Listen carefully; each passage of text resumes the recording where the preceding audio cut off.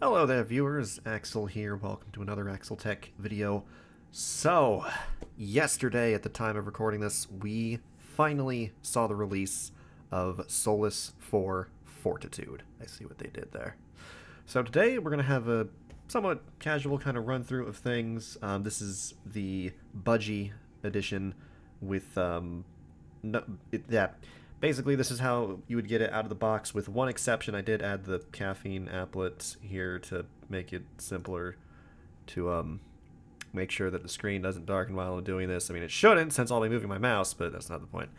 Anyway, let's run through. We're going to start off by taking a look at the release notes and whatnot. And, you know, I probably should have checked for and ran updates before I started this, but that would have made sense, so I didn't.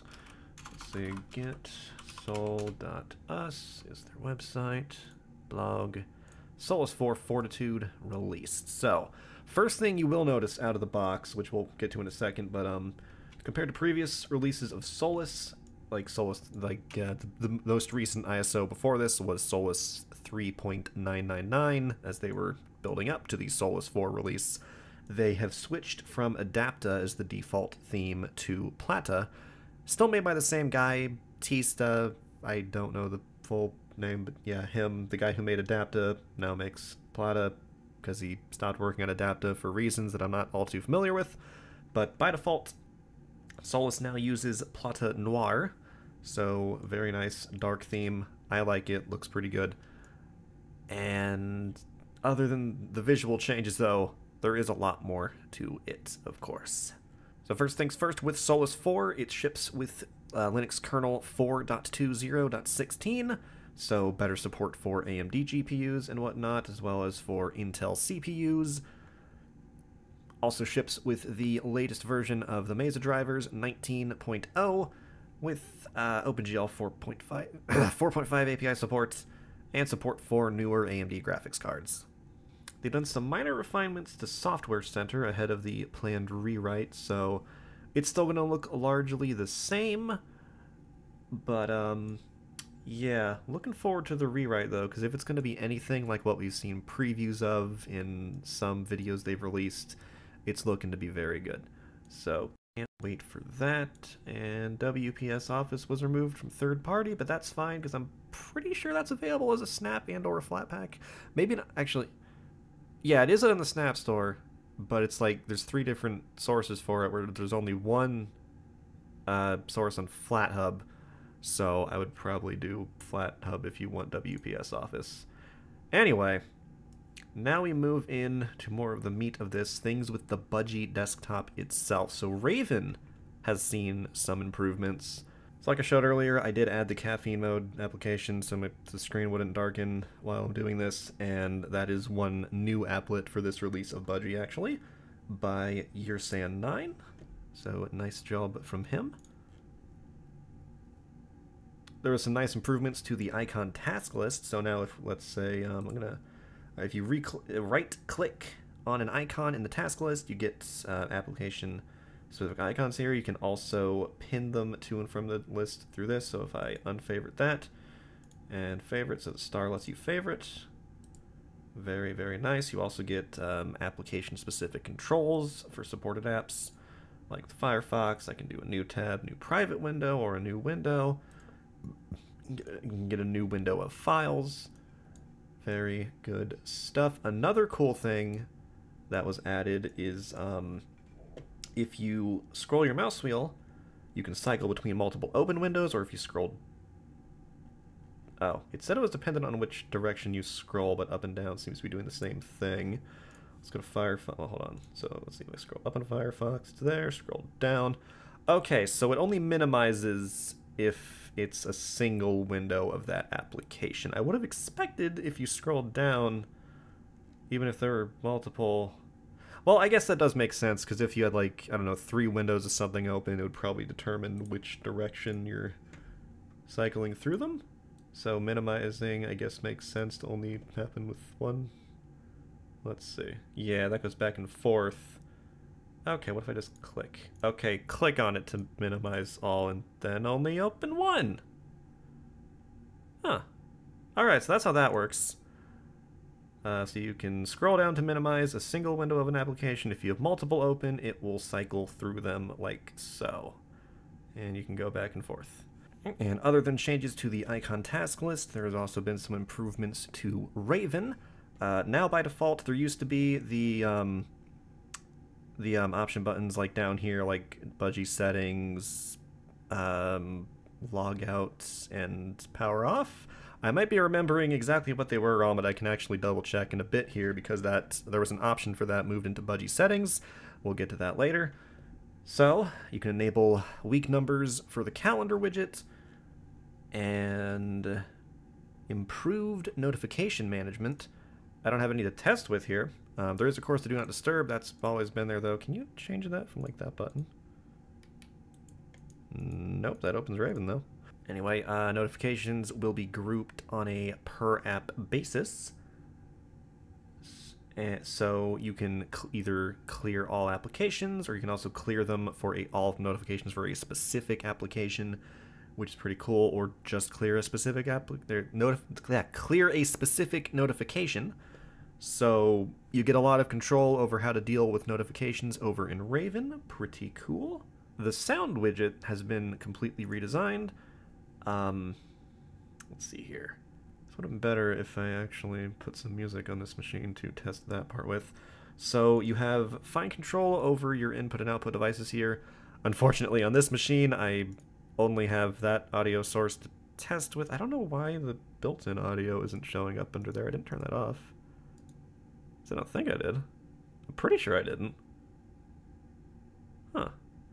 Anyway, as you can see there, that's going out through HDMI on this machine. And then, okay, I guess I can at least open Rhythmbox. There's nothing, I don't have anything to play in Rhythmbox on this computer, but we can open it. And you can see the MPRIS controls all here. That was also there before. Is that a way does that close Rhythmbox when we do that? It does. Okay, you can also close your music playing application from there as well. And I'm assuming other applications that would play audio. Very cool. Right, so you can also control audio on a per app basis. Let's just open up a few media playing applications so they do show up right here. Where would we do? Let's see here. Nope, that minimizes it. So how? Well, okay, I would probably be able to control audio if I actually had audio playing here, so let's just close those real quick. Let's just open up a YouTube video at random to demonstrate that. Giant seafood on Africa's biggest island. Sure. Okay, so there you go. Once an app is playing audio... Okay. Now that you can hear me. Once an app is playing audio, you can control it from right here. And I'm assuming if I had more apps that were actually playing audio open, they would also show up underneath that. But again, I don't have music on this machine to test that with right now. So yeah. Either way though, this is easily one of my favorite things about the Budgie desktop as a whole, because as they even point out here, you don't need to go into sound settings in GNOME Control Center or bother with a pulse audio volume control, which with a lot of other distributions, you kind of have to simply to do per app volume control. That is one of my biggest grievances with Elementary, because I do need PAVU control on Elementary OS, and I wish that in the Elementary sound indicator that you could have per app volume control, but sadly that is not the case. So yeah, definitely appreciate Budgie for that, because per app volume control is great, especially when a lot of like GNOME applications don't have a volume slider for some reason. I don't know why, but they tend not to. Oh, okay, this answers that question. In the event you have no output or input devices, it'll automatically hide the respective widget, plug in the device, and it'll show up. So I guess the reason that the built-in audio is not showing is because nothing is plugged into it. That makes sense, and also a nice change to it. Good to know. Another big thing with this is there are additional options available in Budgie settings. The style tab is largely the same, I believe, but you can now also adjust where notifications will pop up. By default, it's in the top right, but you can change it to any corner of the screen. Turn on and off animations, choose whether to use dark theme throughout or not.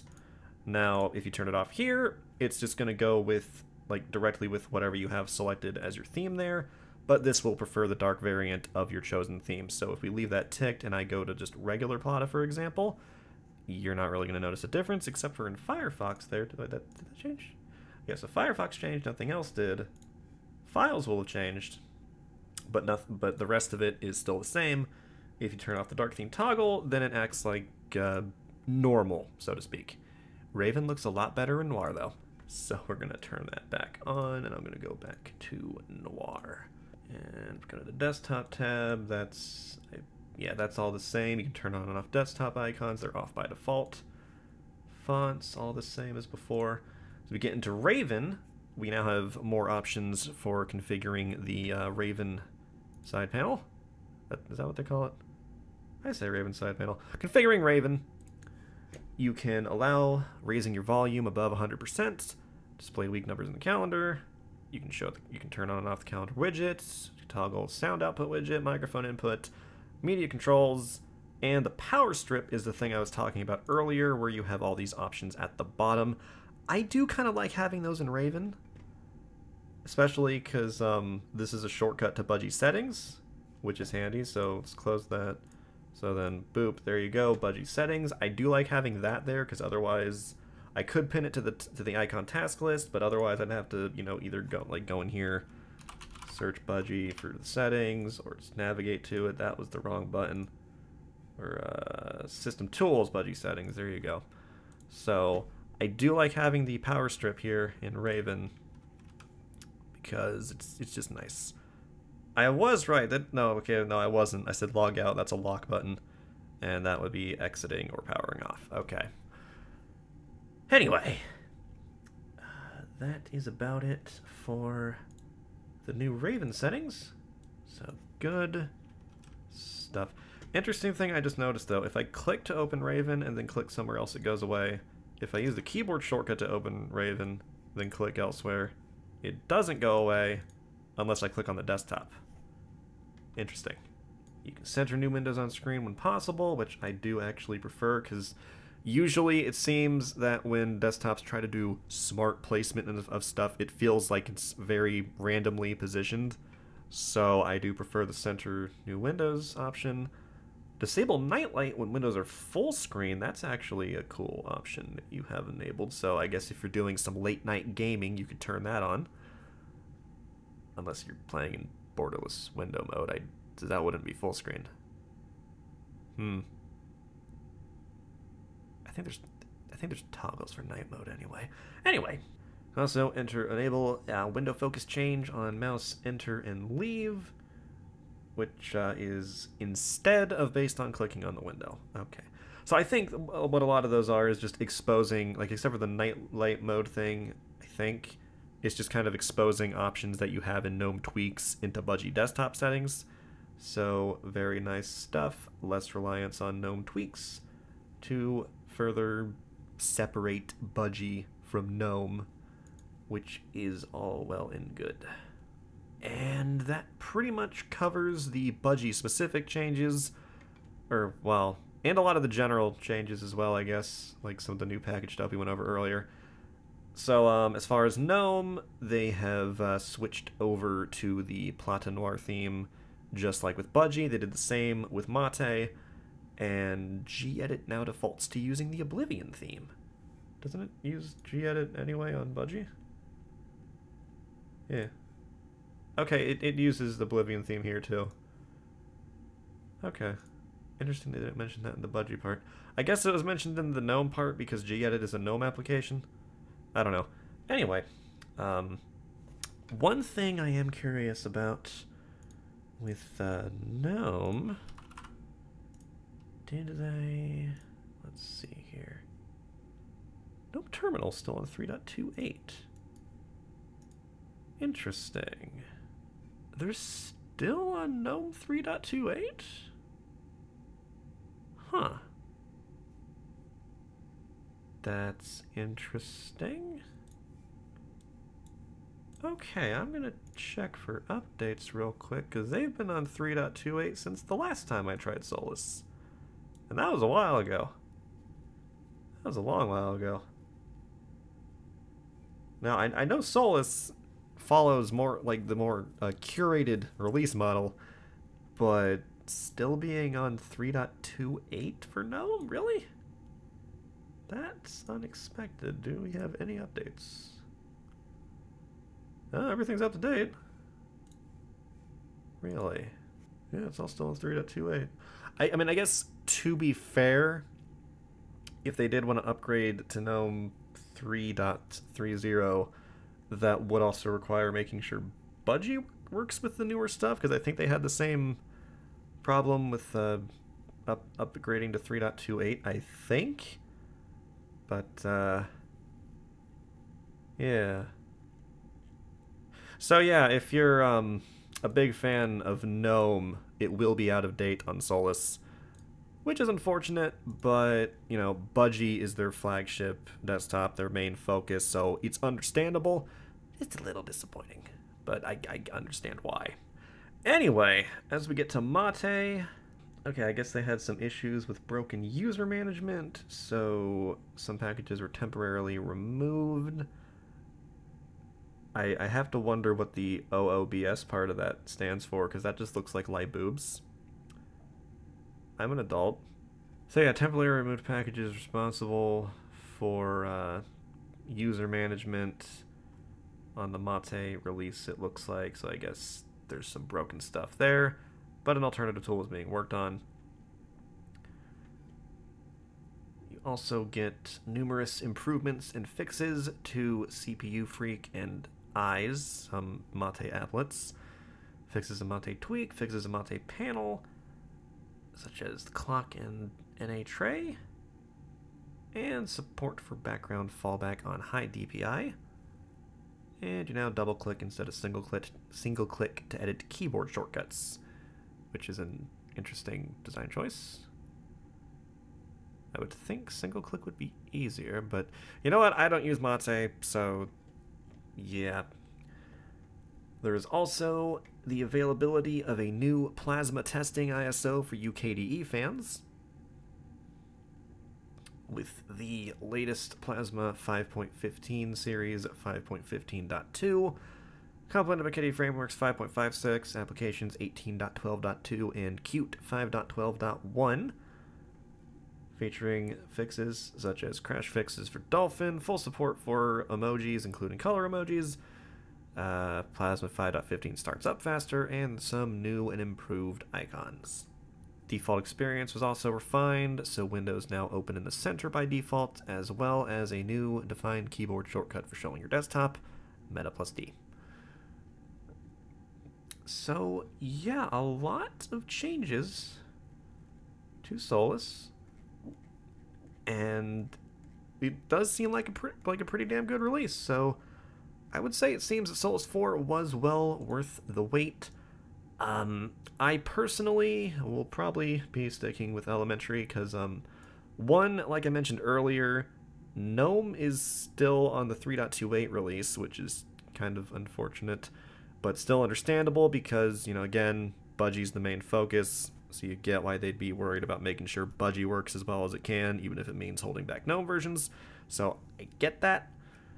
But, now, I don't dislike Budgie. It's just I've gotten way more used to the workflow that you can get with, like, GNOME and Pantheon.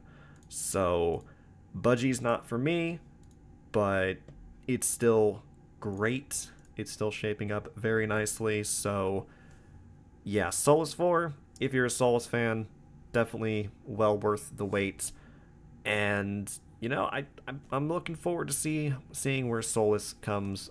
Yeah, where Solus goes from here. So, you know, great work by the Solus team. As far as rolling release distros, I would probably choose Solus over any other option, because I don't know why, I can never like Arch-based stuff. Like, even Manjaro, people are like, yeah, it's super user-friendly, and it's like, okay, sure.